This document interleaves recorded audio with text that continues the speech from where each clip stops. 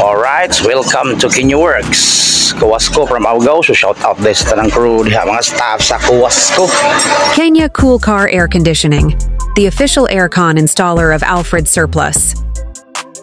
So ang problema niya mga kapriyon is ang iyang aircon, ang iyang clutch wani on unya gipatangtang ni nila sa mekaniko, dayon na ay mga kuwang nga parts ilang gibalik nya dayon kuwang ra gyapon ang nadala, so pangitaan ta nagpagi mga kapriyon kay sunog ang iyang coil. Alright, okay boss, sige.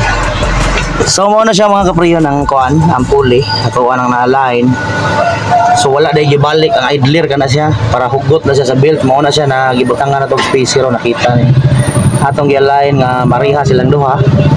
Kay para pinigtaod sa compressor, align po siya kay ang compressor mga kapriyon gi-align na nato daan sa kanang yang pulley before ta na siya gitaod diha ang iyang bracket.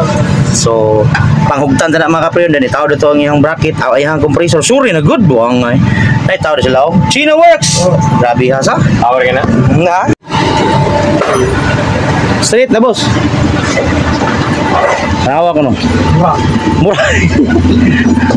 Alright, so natao na to ang atong kuan. Ayang idler, ang iyang compressor dara. Mga piping lang na. Alright kayo. So Kinyoworks nasa ilaw nang hugot na sa mga bolt. So lisod jud kayo ni alignon kung adto ra jud ka silaw. Are jud ka sa babawi do. Wahiwe gikamita na Esqualatics. What's up mga kapriyon, na tao din na to ang iyang mga fittings or ito sa tubangan, tanaw na to ang iyang pressure. So na siya pressure mga kapriyon, ato na siyang vacuumon. Itong na nagbangko dong kay basa. Right.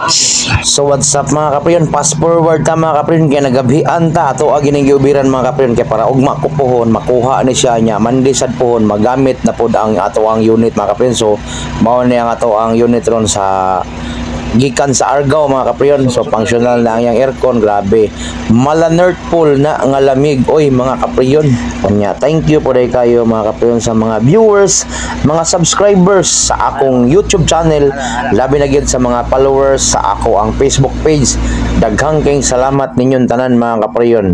O bye bye o God bless ninyong tanan.